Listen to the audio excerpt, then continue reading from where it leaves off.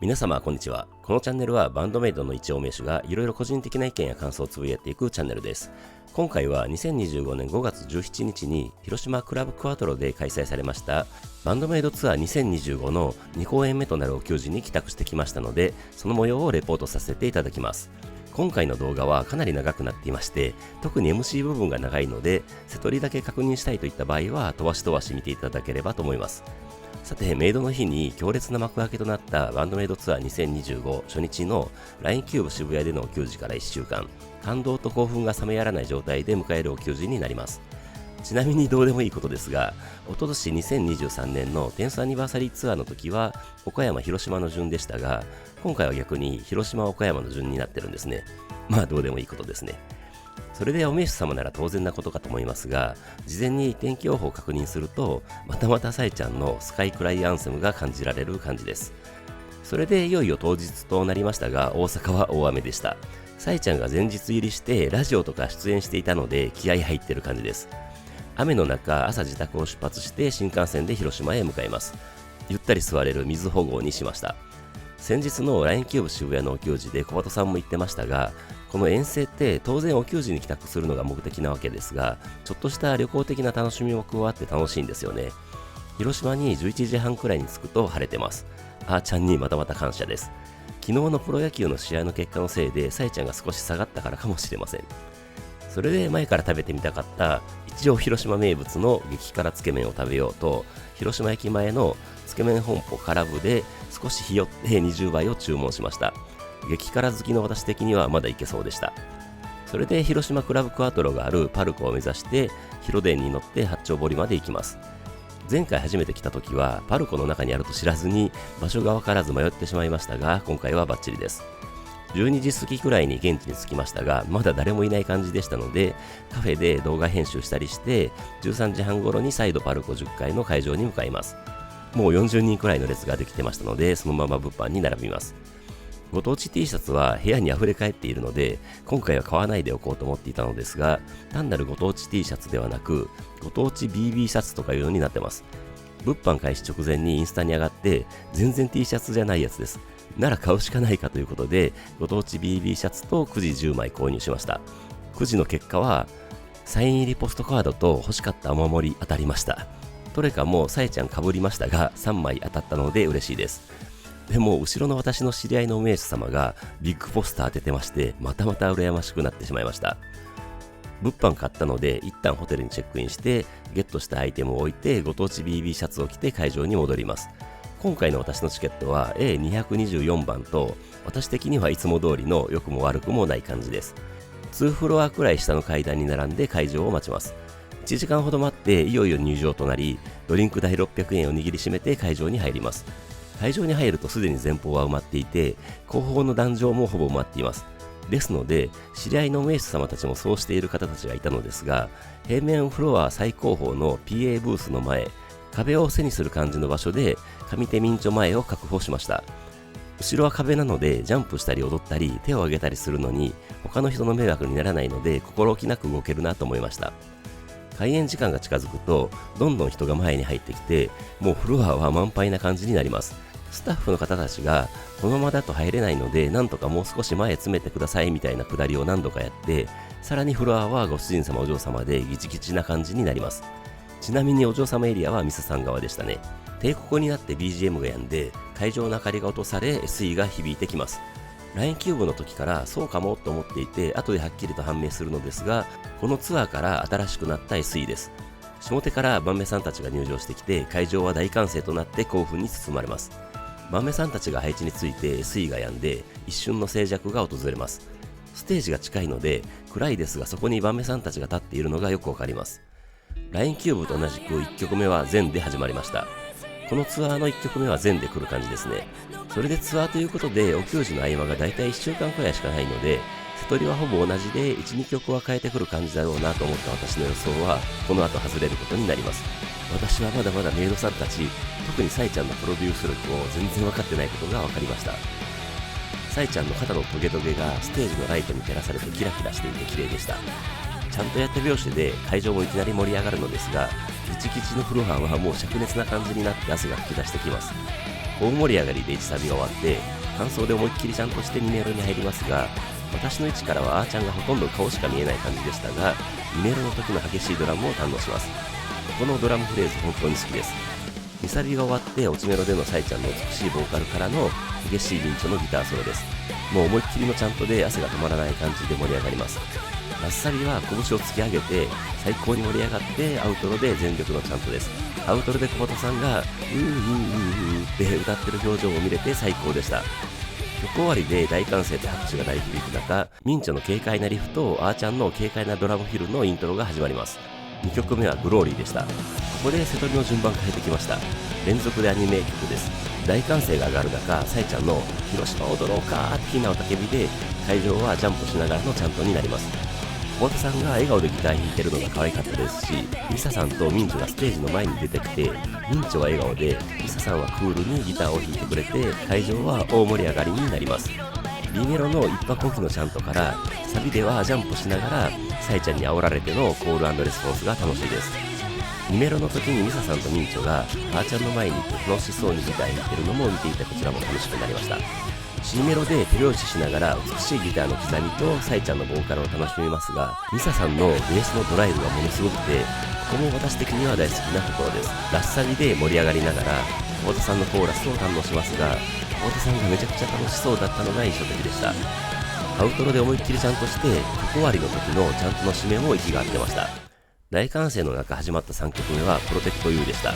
あーちゃんのブラストビートに乗りながら会場からも大音量のうららららららが響きます。3連続アニメ曲という構成です。ステージは赤い照明になったり青い照明になったりして、なんとなくプロテクト U っぽさを感じました。 B メロではどうしてもヘドバンしてしまうのですが、後ろが壁だったので後ろ頭をぶつけてしまってちょっとクラクラしてしまいました。サビではみんな手を振り上げて盛り上がりますが、さすがライブハウスです。もうフロアはステージと一体化して凄まじい感じの盛り上がりになります。それで2メロに入って私的に大好きなジャンジャンっていうリズムです。 B メロに入るとなぜか MV のエレベーターのシーンが目に浮かびます。それで2サビでまた盛り上がってミンチョのエモいギターソロです。この時にミンチョを照らす照明が白だったのでなんかさらにエモかったです。C メロでは手拍子で盛り上がってラッサビから最後のウーララをシンガロングです。もう会場も興奮マックスな感じになります。最後のサイちゃんのウーララの時はやっぱり大音量で盛り上がっていた会場もそこだけ静かになってサイちゃんの声に聞き入って曲終わりです。タオルで拭いても拭いても汗が止まりません。大歓声とメンバーの名前が叫ばれる中、ここで1回目の MC となりました。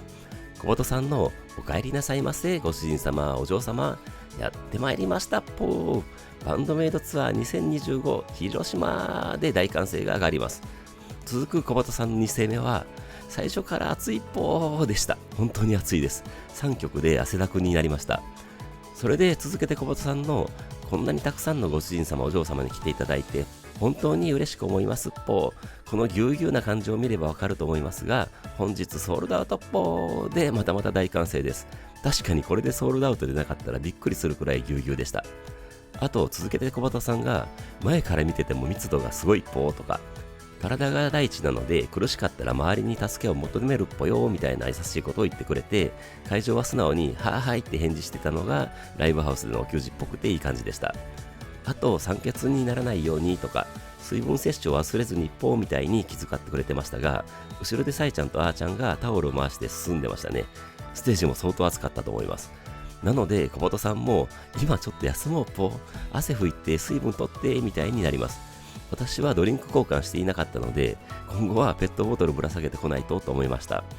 それでいつもの小畑さんのフレーズになるのですがちょっと違っていて、紳士淑女の素敵な夜にしましょうぽーみたいに言って、本日も素敵な夜にする準備はできてますかぽーで大歓声が返って楽しんでいきましょうぽ、ようこそバンドメイドのお給仕へ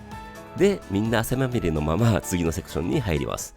灼熱のフロアに響いてきた MC 明けとなる4曲目のイントロはノーゴッドでした。容赦なしでした。少し回復した体力でイントロでちゃんとしながらジャンプです。ノーゴッドはみんな前に出てきて演奏してくれますし、サイちゃんの煽りもすごいのでちゃんととジャンプに力が入ります。ルールルーのところは今回も小畑さんのルールルーが見れました。みんながステージの通常位置に戻ってもミンチは前のままギター弾いてましたね。それもあってかサイちゃんが下手のお立ち台に移動して歌ってました。サビ前の1、2、3、4、How We Long のところは手を挙げて指を立てて表現しようとするのですが、早すぎていつもうまくできません。サビではコール&レスポンスしますが、ライブハウスならではの一体感がたまりません。感想でまた思いっきりのチャントとジャンプです。汗が止まりません。2メロに入ってリズムが変わるところは私的大好物なところです。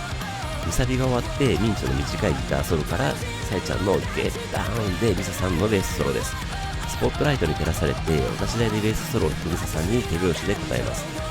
1メロではみんな手のひらを広げて手を上げてサイちゃんの歌声に聞き入ります。リズムが変わるラスサビ冒頭はヘドバンです。また壁に頭をぶつけてしまいます。最後のサイちゃんの We have got to win からはまた全力でのチャントとジャンプでアウトロを迎えて曲終わりです。MC や結局目ですでに限界になりかけている状態でしたが、書き鳴らしの時にサイちゃんからあれやるかーの雄たけびが上がります。何をやるのかと思ったら、なんとリアルイグジステンスのイントロが流れてきて、サイちゃんのお前らかかってこいやーの雄たけびです。これはリキッドルームでやったメドレーだとすぐ気づきました。気づきましたがまさかです。確かめちゃくちゃハードな曲で構成されたメドレーだったはずです。それをこの激しいセトルにぶち込んでくるってサイちゃん正気の沙汰じゃないんじゃないかと思いましたね。イントロでの激しいチャントから A メロでサイちゃんの歌に合わせて手拍子です。それで B メロで一拍明けのチャントで盛り上がっていって1サビでもうフロアは最高潮となります。1サビ終わりでアフターライフのイントロに切り替わります。そうでした。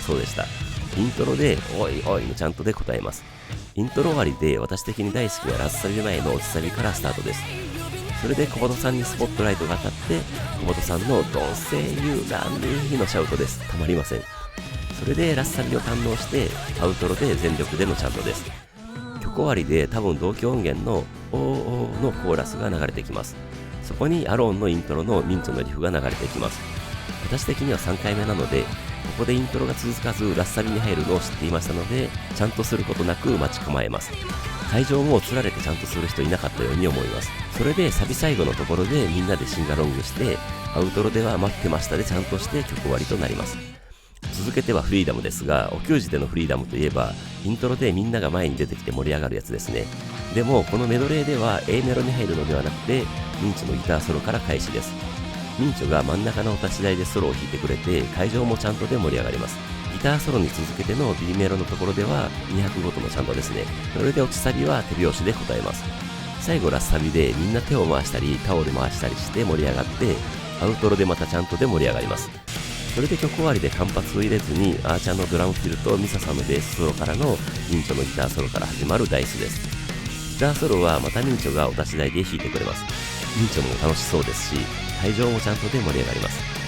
ソロ後の B メロのところではまた200ごとのちゃんとですね。それで C メロではサイちゃんと小本さんに煽られながらの手拍子で盛り上がってサイちゃんのセッザーモーメンからのラスサビでは会場のみんなでシンガロングして最高に盛り上がります。最後アウトロでまたサイちゃんに煽られながらちゃんとして曲終わりの締めでそのまま続けて I can't live without you の落ちメロからスタートです。サイちゃんの I can't live without you からラスサビに入って会場も大盛り上がりです。私的にアイちゃんはここが一番好きなところなのでアフターライフもそうでしたが完全に私得なメドレー構成です。アウトロで会場も思いっきりちゃんとしてかっこよく曲終わりになります。それで続けてが You ですね。おーおーおーおーのシンガロングでステージとフロアが一体化します。それでサイちゃんのアガラカッションからのラスサビです。もうメドレーでもこの You を見て聴けるのは至福です。アウトロではまた大声でのシンガロングです。最後のおーおーおーおーは曲終わりのタイミングとバッチリやってました。曲終わりでザ・ノンフィクションデイズの疾走感のあるイントロが流れてきます。会場から大歓声が上がります。イントロで大声でのチャントが鳴り響きます。それでこれも私的には一番好きなブレイク後の落ちサビのところから始まります。会場は手拍子で盛り上がります。サイちゃんの見えるすべてがからラスサビです。本当にここは私的にたまらなく好きなところです。サビ後半は会場も200ごとのチャントで答えます。それでこれも私的に大好きな Don't fight myself を2回繰り返すところがあって最高にかっこいいアウトロで締めです。曲終わりで大歓声が上がる中、多分これも同期音源だと思いますが、小本さんとサイちゃんのランランランランランランランランって歌声が響きます。メドレー最後のマナーズです。この曲もラッサビからスタートです。当日私事ですが、このマナーズは私の妻が一番好きな曲と言ってまして、渋いなと思っていたのを思い出しました。さえちゃんが真ん中のお立ち台に立って歌ってくれます。はシンガーロングですね。それで最後の C メロというか最後のところになって、さえちゃんのネバーエンディングで確かじゃんじゃんじゃんじゃんって感じの締めがあって、最後の吹き鳴らしてメドレー終了です。さえちゃんからありがとうのお言葉をもらいました。こちらの方がありがとうです。会場からは驚きも混ざったひときわ大きい拍手と大歓声が上がります。もう汗もすごかったですが、思いっきりスポーツした後のような心地よい疲労感がありました。ちなみにこのメドレーの内容はリキッドルームの時の動画を参考にしましたので結構正確だと思います。しかし1週間の間隔でこのメドレー入れてくるってすごすぎます。休む暇もなく練習していたんでしょうか。本当に尊敬しますし感動します。それでリキッドルームの時はここで MC だったのですが、なんと MC で休むことなく続けてミンチョが前に出てきて低い姿勢になってギターをかき鳴らし始めます。なんとここで14曲目となるシャンブルズです。ノーゴッドやってメドレーやって休まずシャンブルズってどんだけ体育会系のバンドなんて驚きました。ミサさんも前に出てきてベースを弾いてくれてます。もうイントロでステージもフロアも汗まみれになってちゃんとで盛り上がります。A メロ B メロときてサビで解放されたような感じになるところが大好きです。サビ最後の Do It のところではみんな指を上げて盛り上がります。2メロの時にリズムが変わって小畑さんのバックボーカルが入るところも大好きなところです。それで2サビでまた気持ちよく盛り上がってあーちゃんのドンドンドンかミンチョのギターソロを堪能して落ちメロです。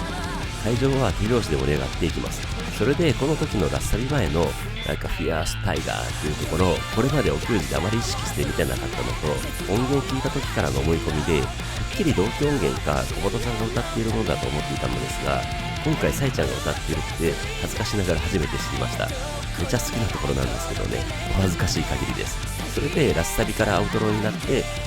最後のさえちゃんの「は」はステージが近いのと会場も一瞬静かになったのでバッチリ見て聴けました。最高です。終わりで小さな子供の声で「さえちゃん」みたいに叫ぶ声が聞こえてきたので微笑ましかったです。ここでさすがに MC かと思ったらミサさんが前に出てきてスポットライトを浴びながらベースを弾き始めます。ベードラセッションです。あーちゃんのドラムが加わります。最初は静かな感じで始まるのですが、だんだん激しくなっていって会場からも歓声が上がったりちゃんとしたりし始めます。あーちゃんが笑顔でドラムを叩いてるのがなんとか見えました。セッション終わりで歓声が上がる中、小畑さんの強烈なシャウトです。そうです。ベードラセッション後は15曲目となるトワエモアです。会場からは大声のシンガロングが響きます。しかしなんという一人でしょうか。マネさんたちはもちろん会場も休む暇がありません。もう当然 T シャツも BB シャツもタオルもパンツもびしょびしょです。サビに入って会場はさらに盛り上がりますが、この曲のあーちゃんのフロア単語のフレーズってものすごい迫力なんですよね。私的にめちゃくちゃ好きなところです。2メロに入ってリズムが変わるところも大好物です。それでミンチョの狂気的ギターソロです。このあーちゃんのドラムも大好きですし、ミサさんのベースも狂気を演出してくれます。それでラッサビになりますが、ここの小畑さんのバックボーカルというかシャウトも迫る感じでサイちゃんのボーカルと絡んで最高にカオスな感じがして、可愛い見た目とのギャップがものすごいです。最後アウトロでまた思いっきりシンガロングしてぴったり息を合わせて曲終わりとなります。息つく暇もなくサイちゃんの Let's Go 一生タイムで16曲目となるディファレントが始まります。あーちゃんの2ビートのドラムに乗せてジャンプします。サイちゃんが真ん中のお立ち台で歌ってくれます。サイちゃんがすごく近くに見えます。イントロで後ろの壁に頭をぶつけながらヘドバンしますが、もう気になりません。いやいや、このセトリすごすぎるでしょう。もう本当にステージとフロアが一緒にめちゃくちゃ激しいスポーツやってるみたいです。それでディファレントはミンチョのリフも独特ですし、リサさんのベースもぐるぐる回っているような感じで独特ですし、あーちゃんのドラムもガールズバンドと思えないような力強さです。それでこの曲は手拍子が盛り上がるので、持っていたメモを手放して思いっきり手拍子して楽しみます。サビでまた後ろの壁に頭をぶつけながらヘドバンします。C メロに入って一段と大きくなる手拍子で盛り上がって、サビから最後のレッツゴー一生タイムでアウトロです。サイちゃんがなんか終わりましたやり遂げたみたいな感じで腕を回して笑顔でポーズしてたのが可愛かったです。小畑さんの熱い一歩のお叫びでやっとついに2回目の MC となりました。熱い一歩なんていうもんじゃないくらい熱いです。水蒸気が立ち込めてる感じです。サイちゃんも汗まみれなのがわかります。小鳩さんも耳の中もびっしゃびしゃだっぽーとか言ってましたし、さえちゃんも攻めすぎとか攻めるに決まってんだろうって叫んで会場は大歓声です。それでここから脱線しまくりのこれぞバンドメイドの MC 的な長い MC になります。それが気になる方は飛ばしてくださいね。まずさえちゃんが顔から首まで汗まみれで、こんな暑いと思わなかったとか、初日の日じゃないとか、どこにこんな水分があったんだっていうくらい汗が出てくるとか言ってましたが、本当にその通りでした。あとさえちゃんが汗が目に入って痛いとか言って目を拭いてましたね。小畑さんもなかなかないくらいの汗かいてるっぽーみたいなこと言ってました。それでさえちゃんが前回の広島クラブクワトロを思い出したって言ってましたが、そういえば確かにあの時もめちゃくちゃ暑かったです。で、小畑さんが帰ってきたっぽーみたいなこと言って、さえちゃんがただいまーって叫んだので、会場からおかえりーって声が上がります。それで久々の全国ツアーだという話になって、小畑さんからの初めてご帰宅されたご主人様お嬢様いますっぽーの問いかけに結構手が上がったので、初ご帰宅おめでとうっぽーみたいに嬉しそうにしてました。あと海外の方もたくさん見えるということで、ハローっぽーとか言ってましたね。で、とにかく暑いということで、小畑さんが体調悪い人いないっぽーって聞いてきてくれたので、会場からは大丈夫って声が上がります。それで小畑さんが暑いけどその分楽しいっぽーって叫んで歓声が上がります。それで新衣装の話になって、小畑さんが衣装もパワーアップしてますっぽー、でもパワーアップするたびに暑さが増しますっぽーって言ってましたが、確かにそうですよね。特にミサさんとか夏フェスとか大丈夫なのかと思ってしまいます。で、何かあーちゃんが言いたいことがあるということで前に出てきます。さえちゃん、みんちょ、ミサさんは後ろで休んでます。で、言いたいことって何かと思ったら、あーちゃんが私女優なので顔に汗かかないんですみたいなわけのわからないことを言い出します。当然会場からは笑いが起きます。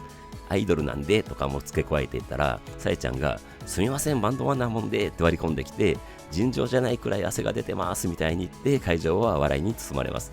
それを受けてあーちゃんがすみません女優でアイドルでとかまたよくわからないことを言うのですが、小畑さんが女優は汗かかないらしいっぽーとか言った時に、あーちゃんがでも体はやばいみたいに言ってスカートを上げた感じになったので、小畑さんからセクシーなんであまり上げないでぽーって注意されます。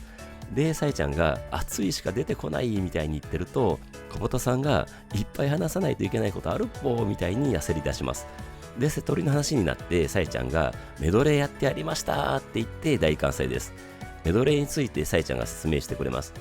2月のさえちゃんプロデュースの番外編でやって全国ツアーでもやりたいねという感じになったとのことでした。 SNS で聞きたかったっていう声がたくさんあったので、東京以外でもやろうということになったようです。これは嬉しいことですよね。会場からも大歓声が上がってました。さえちゃんが説明してくれている時に、小畑さんが後ろでさえちゃんをタオルで仰いであげてたので優しいなと思っていたのですが、そのせいでか繊維が舞っていたようでさえちゃんに怒られてましたね。会場から羽とか声が上がって、さえちゃんが小鳩の羽なおさらやだなとか言って会場から笑いが起きてました。ライブハウスはステージとフロアが近いので会場からの声もよく通って小鳩さんとさえちゃんはよく拾ってくれてましたね。それで SE の話になって、先週から新しい SE になっているということでした。何でも SE はそれぞれタイトルがあるらしく、今回のも当然タイトルがあるということで、小畑さんが会場に知ってる人いるっぽーって聞いてくるのですが、誰からも声が上がらなかったので、知らないっぽーって得意な感じで言ったので、さえちゃんから腹立つその言い方みたいに突っ込まれてました。何でも料理の用語で統一しているらしいのですが、何かと思って待ってたら小畑さんもさえちゃんもなんだっけ忘れちゃったみたいになって会場からまた笑いが起きます。さえちゃんが思い出したら小畑の SNS で伝えるね、他のメンバーの SNS 見ても何も書いてないからダメだよみたいに言って、また会場は笑いに包まれます。それで次の話題ということでベイドラセッションの話になります。ミサさんが笑いながらボロボロの体でやることになったみたいに言って、さえちゃんが位置が良くなかったね、明日は位置変わりますとか言ってました。確かにこの瀬戸りの流れでのベイドラセッションはやばいですよね。同意です。ミサさんからさえちゃんあそこちょっときついって言われたらしいです。小畑さんもそんなの初めてだっぽねとか言ってましたね。で、ミサさんがこういう衣装だから熱が逃げないのできついということで、さえちゃんもわかるとか言ってましたね。それで衣装ということでミサさんの裏地の刺繍を見せようということになります。ミサさんが真ん中のお立ち台に立って、小畑さんが後ろから衣装を広げて裏地の刺繍を見せてくれます。会場から歓声が上がりますが、上手のご主人様からこっち見えませんみたいな声が上がって笑いが起きます。で、上手の方を向いて見せてくれてましたね。それで確かこの時にイヤモニから天の声が入って SE のタイトルが分かったようで、小畑さんが教えてくれます。シェアリングというタイトルらしいです。一気に焼き上げるみたいな意味らしいですが、初めて聞きました。後でネットで調べても分かりませんでした。それでなんかイヤモニで大ちゃんがずっと喋ってたらしく、サイちゃんがめちゃくちゃ受けてましたね。一緒にいなくなっていたミンチョがステージに戻ってきて、大ちゃんに行ってきましたみたいな感じになって、小畑さんとサイちゃんから、かなみちゃんが言うんじゃないんだねみたいに突っ込まれてました。ミンチョらしいです。それでグッズの話になりました。小畑さんが脱線して全然話が進まないぽーとか、でもそれがバンドメイドの MC でみんなと話するのが楽しいぽーとか言ってくれてましたね。それで会場から何か声が上がって、それに応えるようにサイちゃんが、阪神勝ちましたーって気持ちよさそうに笑顔で報告してくれます。昨日は負けたけどねみたいな話から、小畑さんがサイちゃんが広島に来ちゃったから的なことを言ったら、会場からあーみたいな反応があったので、サイちゃんがみんなさあーっていうのやめてくれるかなみたいなツッコミが入ります。どの球団も好きだけど、特に黄色いとこがより好きなだけなのみたいなことを言っていたと思います。で、やっとグッズの話に戻ってご当地 BB シャツの話になります。で、サイちゃんがベースボールシャツということで赤でいいじゃんみたいに投げやりな感じで言ったので、小畑さんからなんで投げやりな感じっぽ、インスタの写真も納得いってないような顔してたっぽみたいに突っ込まれて、サイちゃんは皆さんに嘘はつけませんからねみたいに言って笑いが起きてました。でもサイちゃんは撮影後のリハの時にも着ていたらしいです。で、ぎこちなく涼しくていい商品みたいに言って、また会場から笑いが起きてました。だいぶ時間が長くなってたので、あーちゃんとミサさんは後ろで遊んでましたね。それでツアーの T シャツの話になったのですが、ナラティブなんだっけみたいに名前が思い出せないようで、フロアでこのシャツを着ているご主人様に、後ろ向いてとか言って後ろを向いてもらって、あ、ナラティブライブラリーだって確認してまして、そのご主人様にありがとうとか言ってましたね。羨ましいです。次にショルダーバッグの話になって、好評ということでメンバーも愛用していると言ってました。あーちゃんとミサさんがスタジオ入りした時に2人ともこのショルダーバッグ持ってたらしくて、あーちゃんがミサと被ったとか言ってました。あとはトレカの T シャツとフェイスタオルの紹介になって、9時にトレカが入っているという話題から、小鳩さんの必殺技はおまじないタイムで、サイちゃんの必殺技はスカイクライアンセムということを紹介してました。サイちゃんがお給仕の前に不安になるという、それが私の必殺技ということですねみたいなこと言ってました。確かに尋常じゃない確率でスカイクライになりますからね。サイちゃんはそうなんだから仕方ないよねみたいに言ってた時に、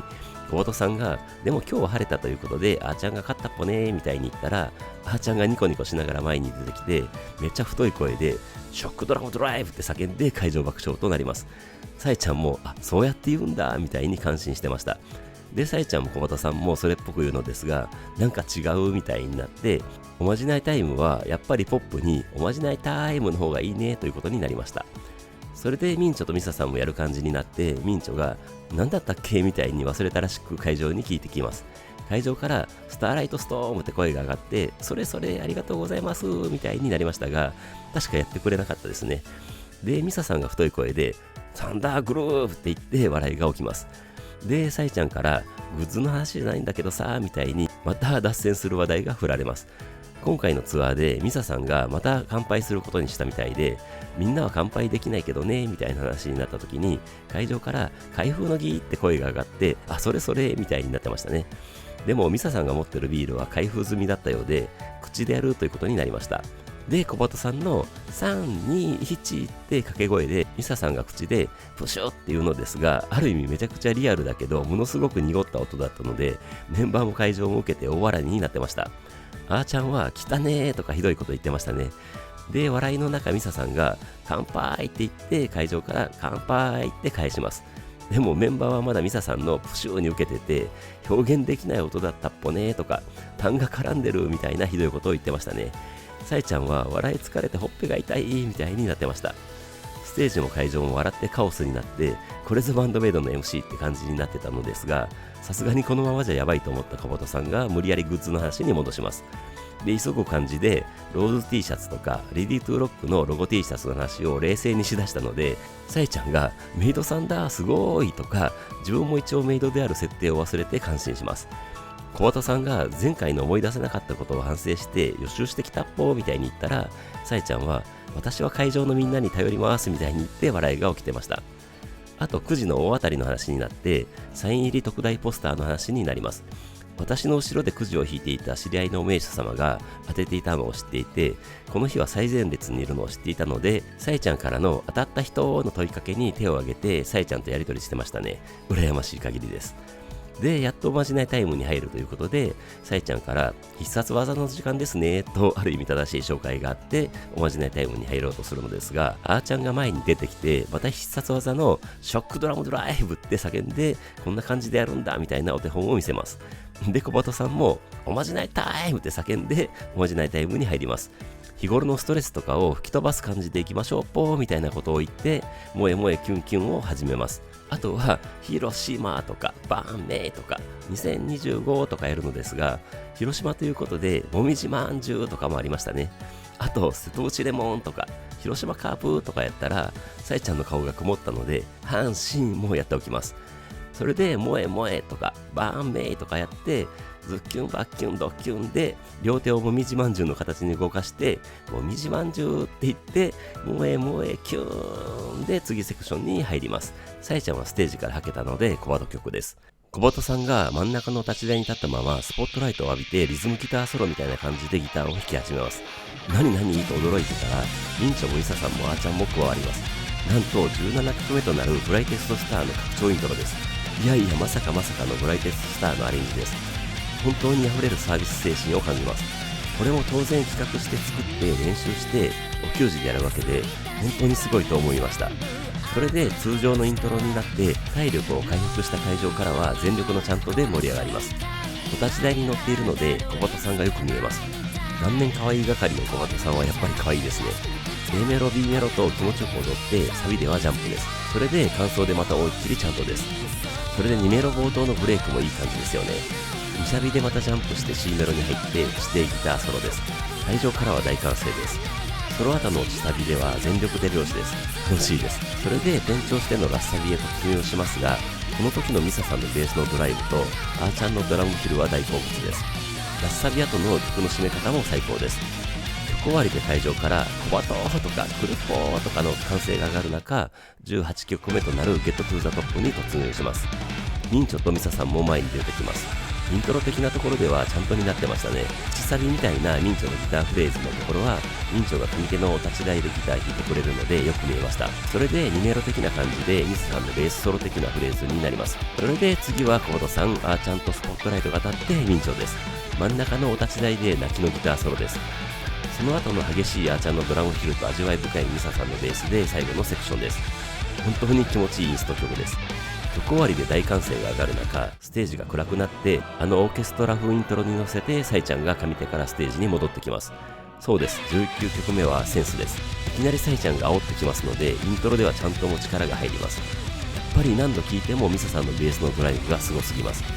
サビではまた後ろ頭をぶつけながらヘドバンです。一旦引いた汗がまた吹き出してきます。完成でまた思いっきりちゃんとして1メロより短く構成した2メロになります。この構成はサビまでのスピード感が出るんですよね。2サビでまたヘドバンしてギターソロ前のセクションでは手拍子ですね。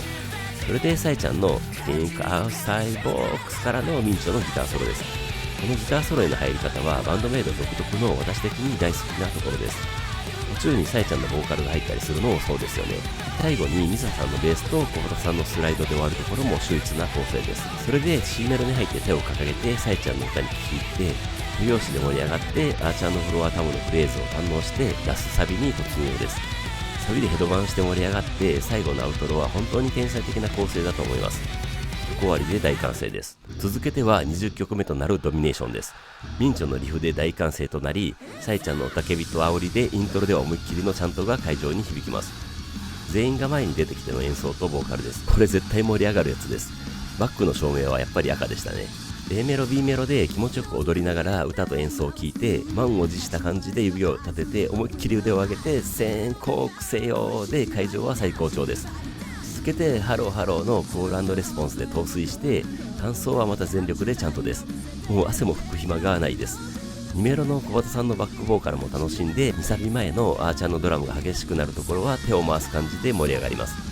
2サビ終わりでギターソロ前の重厚なフレーズのところは2拍ごとのちゃんとですね。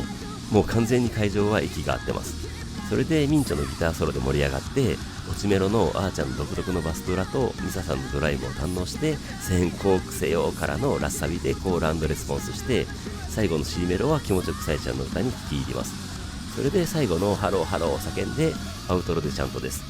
曲終わりで大歓声です。一瞬静かになった会場にさえちゃんの歌声とミンチョのアルペジオが流れてきます。21曲目はフォービドンテールです。冒頭の静かに始まるところも補給時で聞くとミサさんのベースがめちゃくちゃ響いてきます。それでサビになって会場は手を振り上げて盛り上がります。サビ最後のところは手を挙げてジャンプしてしまいます。感想では全力のちゃんとです。2メロに入って軽快な感じになってジャジーな感じになるところになりますが、このミサさんのベースもすごいです。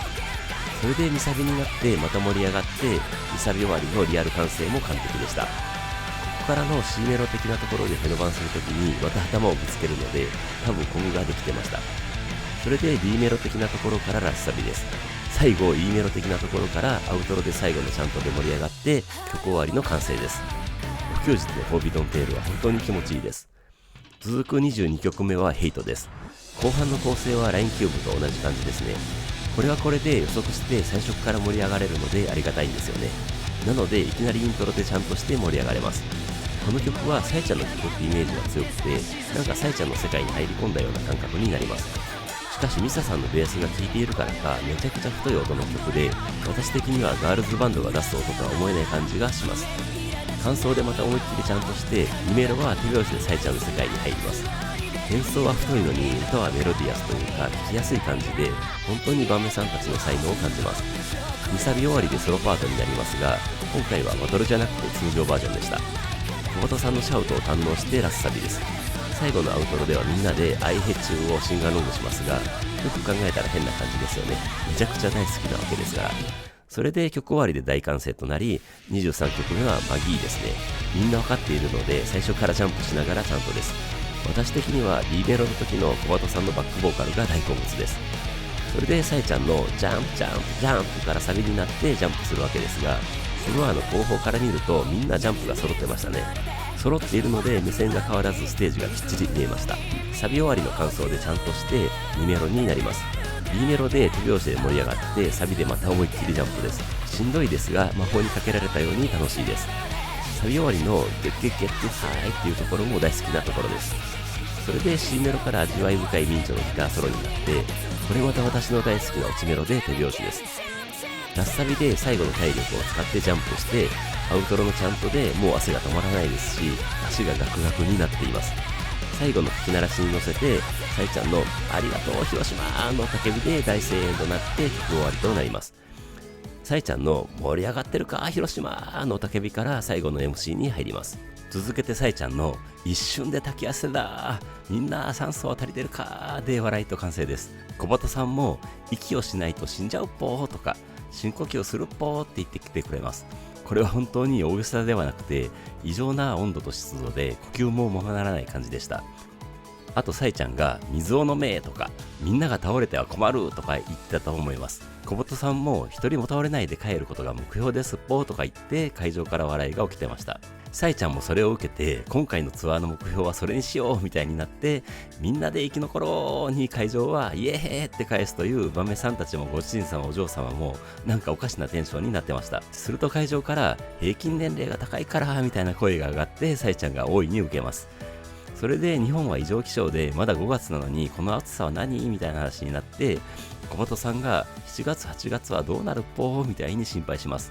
でサイちゃんが季節に合わせたセトリにするって言ってました。それで今のセトリで体力作りして夏を乗り越えようみたいなことを言っていたと思います。それでサイちゃんがみんなのことが心配だからこんなに激しいのはやめるね、まあ私たちのことも心配なんだけどねみたいなことを言ってましたね。それでサイちゃんが私たちも12年経つからね、でも逆にどんどん激しくなってるみたいに言って会場から笑いが起きます。小畑さんは最初の頃は 200bpm とかなかったっぽみたいなこと言ってたと思います。で小畑さんとせいちゃんが漫才みたいな感じになってたので、小畑さんが熱くなるとテンションおかしくなるっぽ、でもみんな頑張ってついてきてっぽねとか言って会場から笑いと歓声が上がります。それでさえちゃんが思い出したように、小畑さんあなた今日初披露したやつ言ってないじゃんって小畑さんに言って、小鳩さんもブライテストスターのイントロ初披露させていただきましたぽーって紹介してくれます。で、また漫才みたいに小鳩さんとさえちゃんが掛け合いしてる時に、みんちょがニコニコしながら2人を見てたので、小鳩さんがそんな微笑ましい顔で見ないでぽーって照れてたら、みんちょが小鳩頑張ってた、練習頑張ったねーって微笑ましい顔で先生が卒業する生徒を見るような感じで言ってましたね。で、小鳩さんがお給仕ごとに変わるから何回来ても楽しめるっぽねとか言って会場から歓声が上がります。本当にその通りで全て帰宅したくなります。この時に後ろであーちゃんが青函タオルみたいなので腕とか拭いているのを見て、小鳩さんがなんて素敵なもの持ってるっぽーって言ってあーちゃんからもらって、冷たいっぽー気持ちいいっぽーとか言いながら腕とか拭いてたら、あーちゃんがやっぱりギャツビーだよねとかストレートなことを言ったので会場から笑いが起きます。小鳩さんもご主人様お嬢様もこれからギャツビー大事だっぽ、冷たくなるやつ持ってきた方がいいっぽとか言ってましたが、確かにと思いました。それで確かギャツビーの CM 来ないかなみたいな話もしていたと思うのですが、ワンメさんたちがステージでギャツビーで汗拭いてる CM やったら嬉しそうな気もします。するとあーちゃんが顔を吹き出したので、さえちゃんからあーちゃん顔はダメだよって注意されます。あーちゃんもいたとか言っていて、小鳩さんからあーちゃん女優だから顔に汗かかないはずじゃないぽーっと正論をかまされます。会場からアイドルだからって声が上がって、あーちゃんがなんかぶりっ子みたいな感じで変な声で喋ってたので、小鳩さんがこれがいつものバンドメイドぽーって呆れながら言うと、さえちゃんがこんなには変じゃない、もうちょっとマシとか言って否定します。小鳩さんも確かに今日はちょっとひどいかもしれないぽーとか言ってました。あーちゃんが後ろを向いて座ってたので、小鳩さんからヤンキーみたいに座るのやめるっぽーって注意されます。で、さえちゃんが後ろのシンボルマーク見せたいんだって言ってフォローすると、あーちゃんがモデルみたいに後ろのマークを見せてくれて歓声が上がります。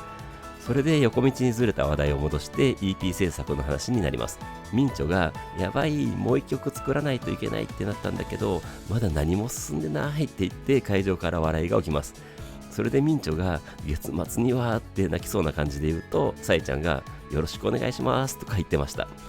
あと小鳩さんのもうできてるけどまだ聞かせてないやつとかもあるっぽーという話で、桃源暗記のエンディングテーマの What is Justice の話になりました。続けてロックはレディのたしなみでしたの話になって第7話まで放送されて、ついに4人全員がモーションアクターで出演したという話になりました。それであーちゃんが音羽ですとかミンチョがリリサですとか真似して言ってたら、ミサさんが低い声で玉木の真似で下手くその豚どもがって言ってメンバーも会場も爆笑です。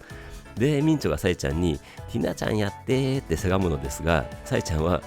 ちょっとできないとか言いながらうさぎちゃんとかやってくれてました。それでそろそろ終わりということで配置に戻る感じになったのですが、小鳩さんから女優のあかねさん本業にもらっていいですかっぽみたいにあーちゃんに言ったら、あーちゃんがなんか女優なのか何かよくわからない感じの動きというか表情をしていたので、小鳩さんからあーちゃんの女優のイメージがなんか全体的に古いんだっぽーって指摘されてましたね。ここで何か天の声が入ったらしく、小鳩さんがいろいろな天の声が入ってすごいんだっぽーみたいなことを言ってたら、さえちゃんが皆さんに伝えられないことは残念ですが一生皆さんに伝えることはないと思いますみたいに言って会場から笑いが起きます。それでさえちゃんが明日の岡山を来る人いますかって会場に聞いてきたので、私を含め結構手が上がったのですが、すかさずさえちゃんから一面じゃんって言われてなんか少し嬉しい気持ちになったのですが、さえちゃんは逆に言い方が悪かったと思ったのか、暑いから悪いのとか言ってましたね。で、小鳩さんがもっとこれから暑くなっちゃうっぽーみたいに言って、さえちゃんがどうする行くって会場に聞いてくるので、当然会場からは行くって返します。小鳩さんから行かないという選択肢はないっぽーとか突っ込まれますが、そのままさえちゃんは行けんのかお前らの叫びで会場から歓声が上がり、ラストスパート行くぞーの叫びで最終セクションラストスパートになります。ラストスパート最初となる24曲目はアンディッシュです。さえちゃんのボーカルで始まり、イントロになって体力を取り戻した会場はちゃんとで答えますが、目の前ではっきりとさえちゃんの腕振り振りダンス見れました。A メロでシンガロングしてサビで思いっきり腕を振り上げてダンダンディディダンダンです。サビ終わりでヘドバンして感想でちゃんとです。感想でもさえちゃんは腕振り振りダンスしてくれてましたね。私得です。2サビが終わって C メロで手拍子です。このミサさんのベースラインはやっぱり好きですね。それでミンチョのギターソロです。ちゃんとしながら聴きますが忘れずにダンダンディディダンダンも叫びます。それでラスサビで盛り上がってアウトロになりますが、なんとここでもさえちゃんが真ん中の立ち台で腕振り振りダンスしてくれてました。ちゃんとも力が入ります。曲終わりで大歓声となってさえちゃんの歌が始まります。続けての25曲目は玉屋です。イントロでのちゃんとは声出てました。A メロ B メロは踊りながらさえちゃんの歌とみんなの演奏を楽しみます。サビは手を上げながらジャンプですね。感想でちゃんとして少しテイストの違う意味の2メロになって2サビでまたジャンプです。それで C メロからソロパートとなりますが、ミンチョのギターソロからミサさんのベースソロ、あーちゃんのドラムソロから小本さんのリズムギターソロというアレンジバージョンです。めっちゃいいアレンジです。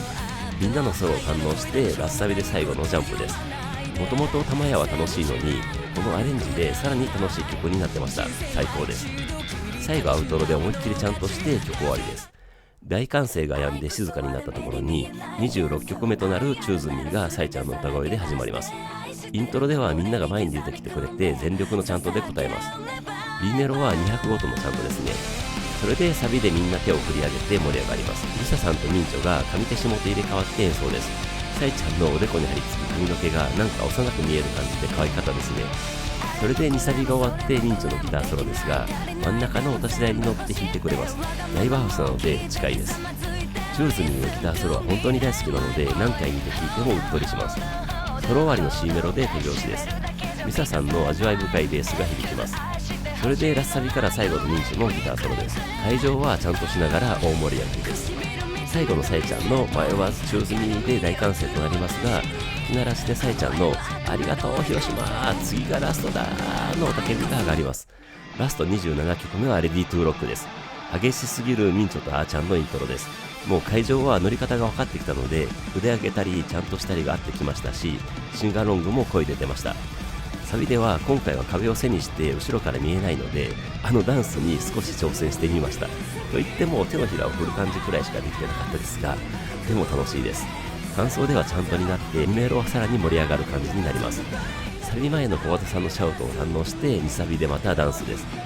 それでミンチョのギターソロになりますが、ここも会場はちゃんとで盛り上がってました。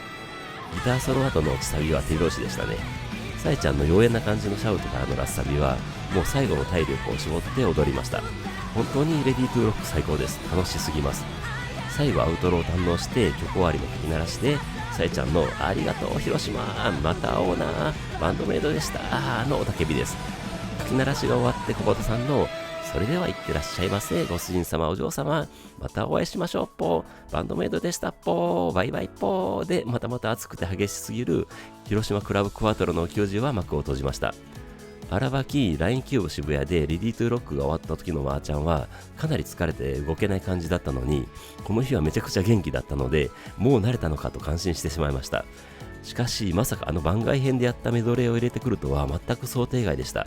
本当にさえちゃんを筆頭にバメさんたちのご主人様お嬢様を楽しませようとする奉仕の精神と、それを実現するパフォーマンスにはいつも驚かされますし本当に尊敬します。あの激しすぎる瀬取りで驚いた LINE キューブ渋谷を超えてくるとは恐れ入りましたという感じです。今回もオープニング曲を含むアニメタイアップ曲は全レディートゥーロック、プロテクトユー、グローリー、シャンブルズ、ディファレントと盛りだくさんでした。ラジオでもアニメ業界からバンドメイドは引っ張りだこうみたいなことを言ってたと思うのですが、確かに相性もいいと思いますし、本当に真剣にそのアニメにとってふさわしい素晴らしい曲をバメさんたちが作るのでそうなんでしょうね。いやいやバンドメイドツアー2025本当に楽しいです。ライブハウスならではのものすごい熱気と興奮を味わいました。熱気がすごくて熱すぎましたけどね。ドリンク券でもらったビールを一気飲みしましたが全然足りないので会場を出た後もたくさん水分を取っておきました。さえちゃんのいつものポストは広島公演ありがとうございました、暑かった暑かった、常に汗が滴っていたぞ、最高に楽しかった、本当にありがとう、また遊ぼうね、明日は岡山リサの土地でしたね。本当に暑かったですしこっちも滝汗でした。ホテルで風呂に入って汗と疲れを取って翌日の岡山に備えます。私的には2年ぶりでミサさんの地元ということで楽しみです。はい、ということで今回は以上です。それではまた次回。